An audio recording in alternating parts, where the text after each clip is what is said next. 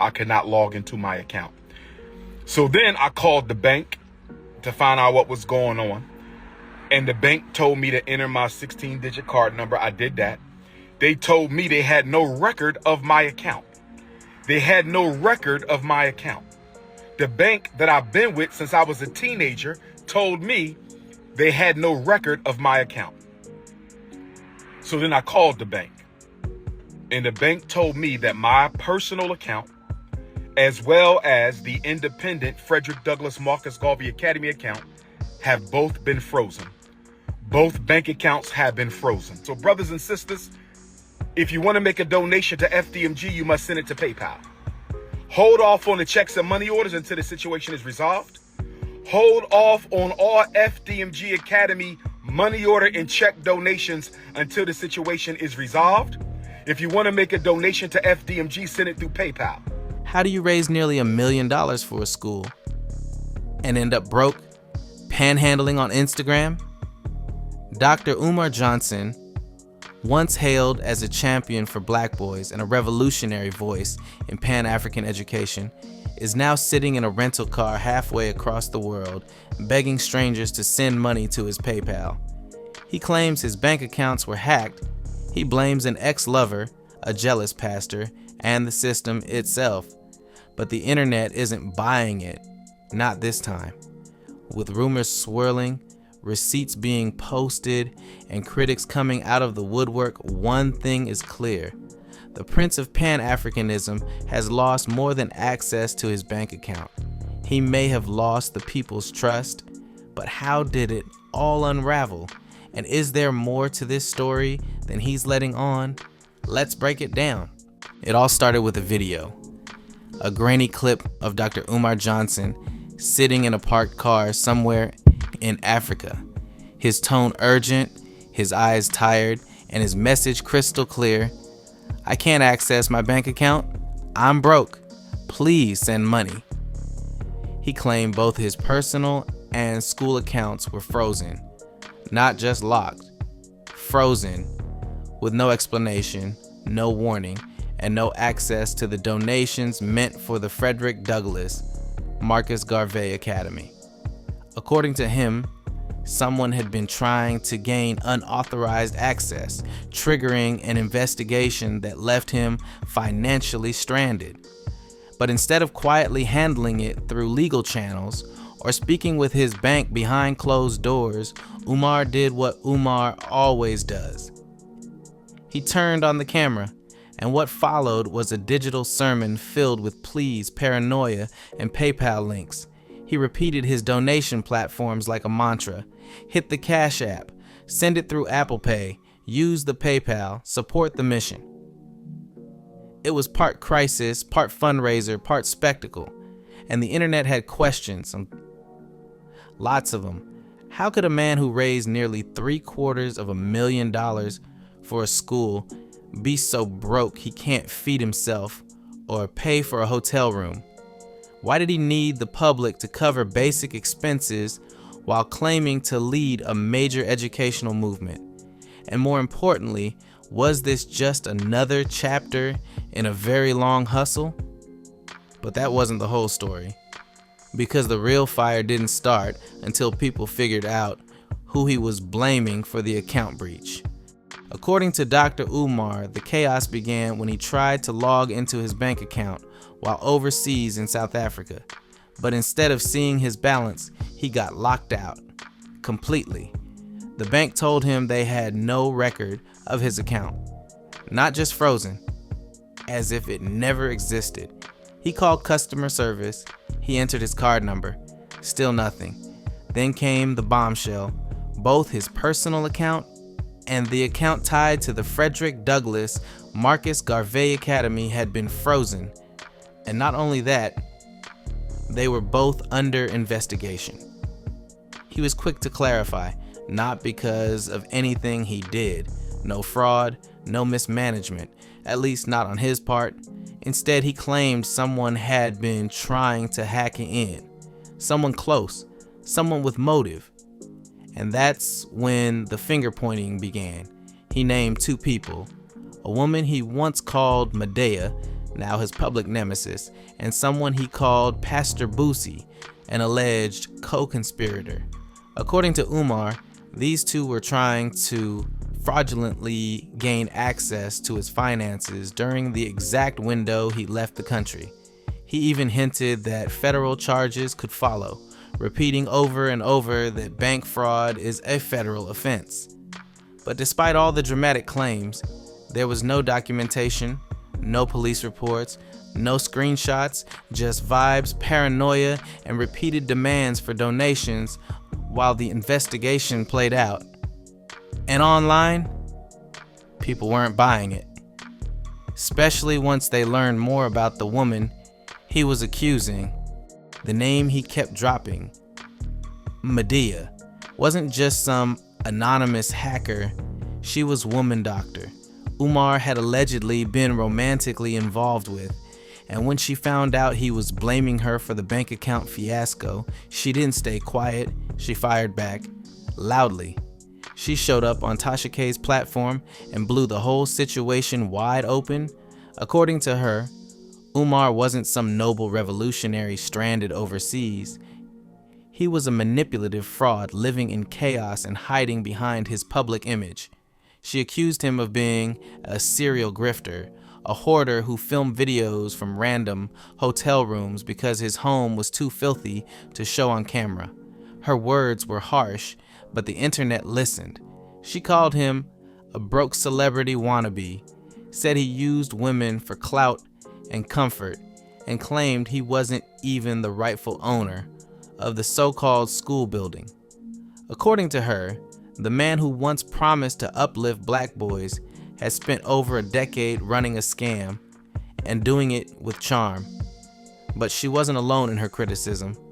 She said other women had also been burned, emotionally, financially, and spiritually. Some stayed quiet, others were allegedly silenced.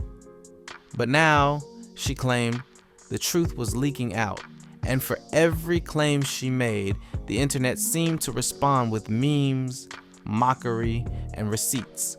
People started pulling up old videos, old posts, and old promises, connecting dots that Umar thought were long forgotten. But if she was telling the truth, then what about all that money Umar raised over the years? And where did it really go? At the heart of the Dr. Umar saga is one number that just won't go away: $750,000.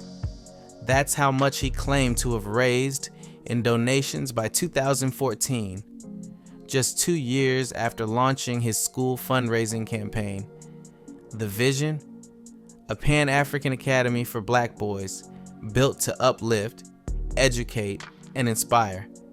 But that dream has been delayed for over a decade. According to Umar, he used part of the money to purchase 2 school campuses, totaling 4 buildings, for just over $400,000. The problem? No one can figure out where the rest of the funds went. He says the remaining balance went toward renovations and startup costs. But a visit to the FDMG Academy shows something else entirely. Boarded up windows, inconsistent power, no certificate of occupancy, and Wi-Fi that's allegedly being threatened by unpaid bills. After more than 10 years and hundreds of thousands of dollars, the school still isn't open. Even Umar's supporters are starting to ask, where did the money go? Why is he still collecting donations in 2025 for a project that was supposed to launch in 2013? Why is there still no transparency, no clear budget, no breakdown of how the funds have been used? And the timeline doesn't help his case. Old posts show that he started soliciting donations as far back as 2010, not 2014, as he claims. In fact, he once promised that the school would be open by September 11th, 2013. That date came and went. And so did many others. What's worse, even people who once defended him are now calling for answers, including voices from inside the culture. For years, Dr. Umar painted his critics as outsiders, haters, trolls, or enemies of black progress. But recently, the backlash has been coming from a place he didn't expect, inside the culture. Enter Charleston white community activist, street philosopher, and professional firestarter. In a clip that quickly went viral, Charleston tore into Umar with the precision of someone who'd had enough. Now, ain't nobody, how PayPal freeze your account? I thought a nigga supposed to have a credit union, a bank, Cash App, Zelle. How the PayPal? You trust the white man, that mother doctor, talking that nigga talk? No, you tell me the good doctor. You trust white folks' system this much as a Pan-African, you put all your eggs in the digital basket with nothing. I call bullshit. I think he a fraud. I was just starting to like it. I was just starting to like that nigga. I'm calling bullshit. You will never ever, that's why I made it my business. When I started my 501c3, I was not gonna be a beggar because I had a Jewish attorney who teach me, Charleston, you have to find a way to self-sustain your organization for your people. I've been working in the community for over 12 years, he said. I've never asked for $1. I sold barbecue, fake pills, whatever I had to, but I never begged my people. Then came the dagger. Umar is a kitty hound. He weak for the kitty.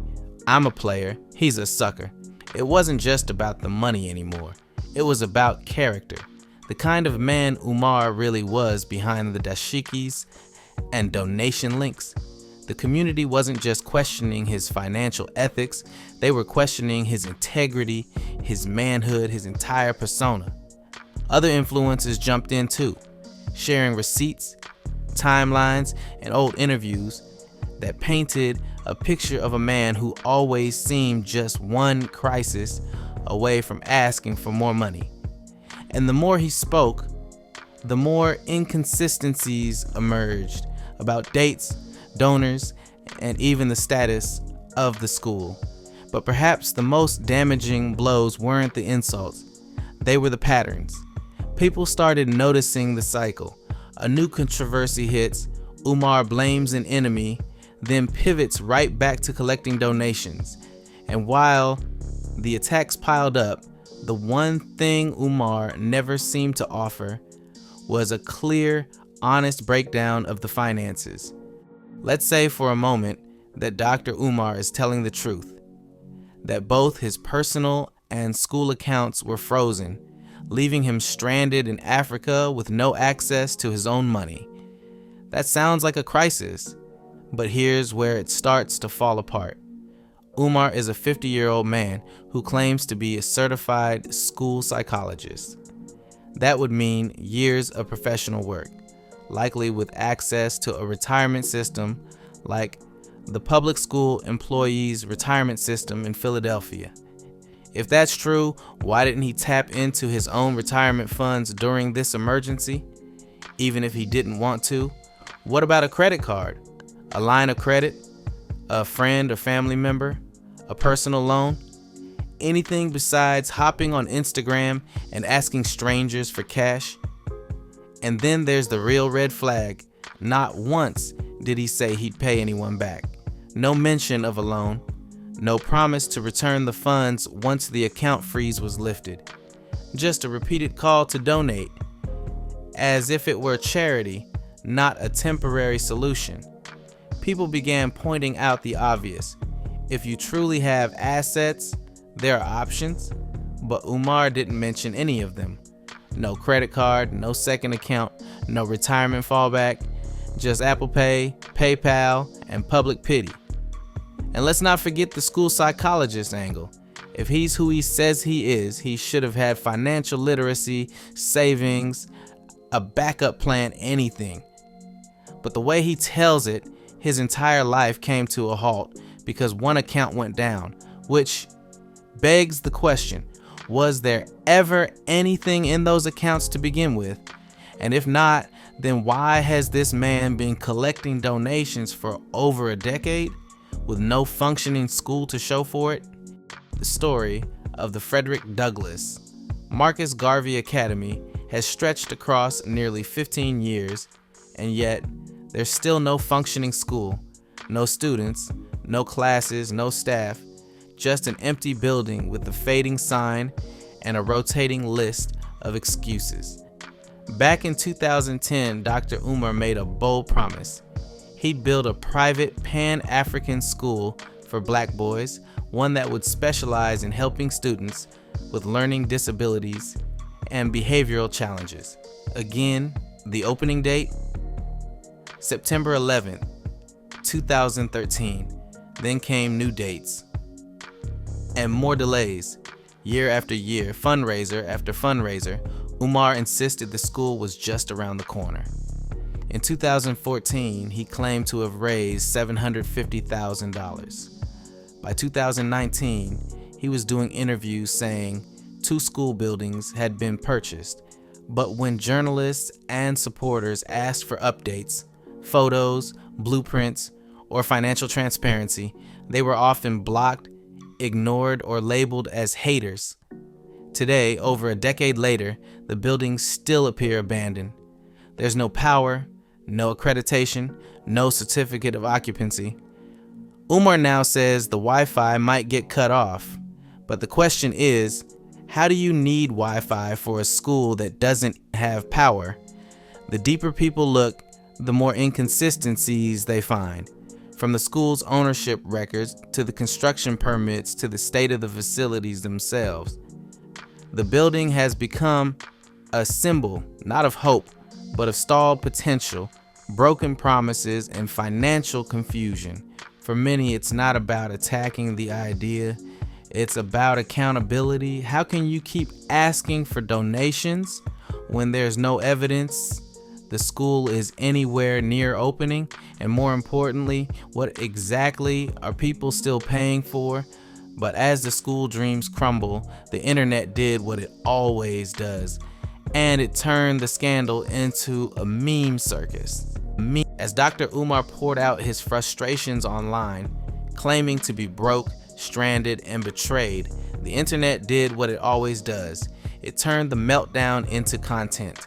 Someone signed him up for meals on wheels and posted the confirmation as a joke.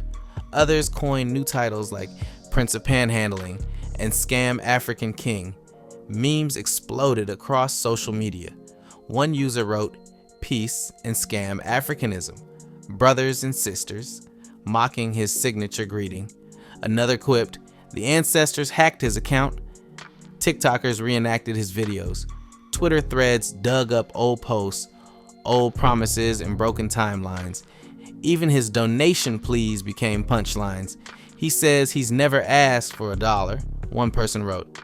But somehow, every video ends with a donation link. The ridicule wasn't just funny. It was devastating.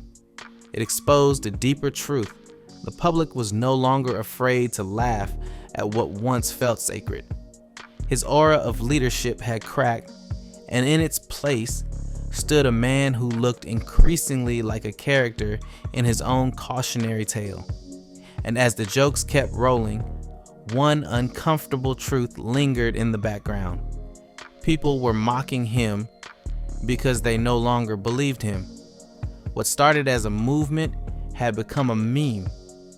What was once about black liberation was now reduced to punchlines about PayPal and frozen bank accounts. Dr. Umar Johnson didn't just promise a school. He promised a revolution, a sanctuary for black boys, a self-funded institution built without the help of the system. He framed it as a mission, a movement, a moral obligation. And for a while, people believed him. But now, after nearly 15 years, millions of views, and an estimated $750,000 raised, there's still no functioning school. Just donation links. He says his accounts were hacked. He says he's being targeted. He says the investigation will prove everything. He says a lot of things, but critics say otherwise. They say the receipts don't add up, that the building is just a prop, that the project was never about students.